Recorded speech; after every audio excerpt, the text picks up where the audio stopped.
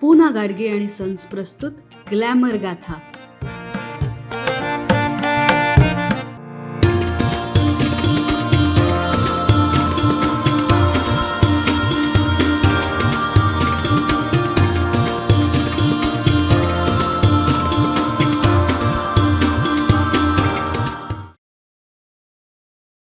नमस्कार.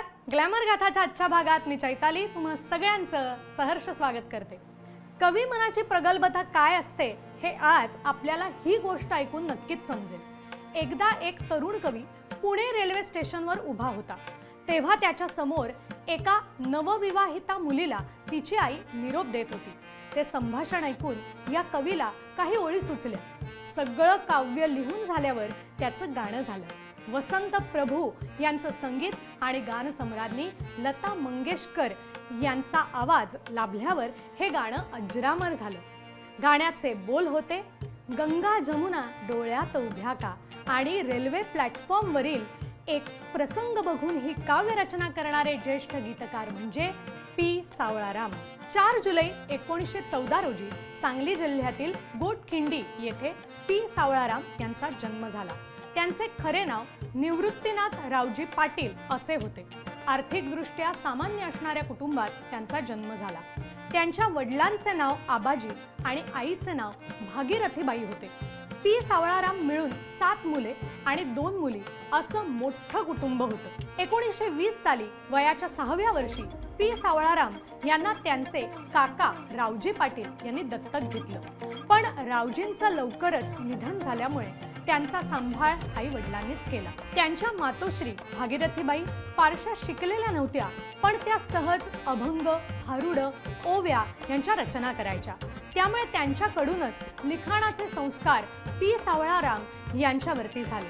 निवृत्तीनाथ रावजी पाटील यांचे पी सावळाराम कसे झाले यामागे सुद्धा एक गमतीदार गोष्ट आहे. पी सावळाराम यांचे वीस पागे नावाचे एक मित्र होते. त्यांना हना आपटे यांच्या उषक्काल कादंबरीमधील सावळ्या हे पात्र आणि निवृत्तीनाथ पाटील यांच्यामध्ये खूप साधर्म्य वाटायचं आणि म्हणूनच त्यांनी पी सावळाराम यांना सावळ्या अशी हाक मारायला सुरुवात केली. मग लिखाणासाठी निवृत्ती पाटील यांनी सावळ्याचं सावळाराम केलं आणि आपल्या पाटील आडनावातील पी हे जोडून पी सावळाराम या नावानं लिखाण करायला सुरुवात केली. 5वी उत्तीर्ण झाल्यावर घरच्या हालाकीच्या परिस्थितीमुळे पी सावळाराम यांच्या शिक्षणात खंड पडला. नंतर त्यांनी 1930 साली कोल्हापूरमधील राजाराम हायस्कूलमध्ये प्रवेश घेऊन 1935 साली मॅट्रिकची परीक्षा पास केली. महाविद्यालयीन शिक्षणासाठी पैसे जमवण्यासाठी पी सावळाराम यांनी कोल्हापूरमधील प्रिन्स शिवाजी महाविद्यालयामध्ये शिक्षकाची नोकरी केली. मग 1937 मध्ये त्यांनी राजाराम कॉलेजमध्ये प्रवेश मिळवला आणि या कॉलेजमधील प्राचार्य डॉक्टर बाळकृष्ण आणि नासी फडके, माधव जुलियन, द सी पंगू अशा प्राध्यापकांच्या मार्गदर्शनाखाली त्यांच्या लेखनाला दिशा मिळाली.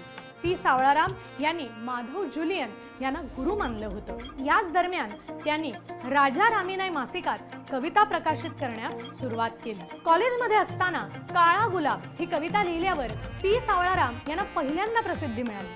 1943 साली त्यांनी BA ची परीक्षा उत्तीर्ण केली. 1943 साली त्यांचा विवाह सुनंदाबाईंशी झाला.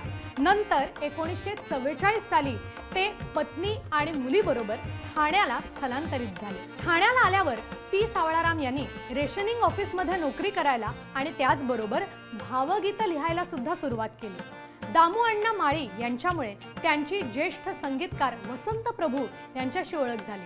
1948 साली राघू बोले मैनेच्या कानात ग आणि नसतं माझ्या मनात काही या गाण्यांसह सावळाराम आणि प्रभू या जोडीनं मराठी भावगीतांच्या दुनियेत प्रवेश केला. 1950 साली रामराम पाहुणं या चित्रपटासाठी त्यांना पहिल्यांदा गीतकार म्हणून संधी मिळाली आणि मग पी सावळाराम यांनी कधीही मागे वळून पाहिलं नाही.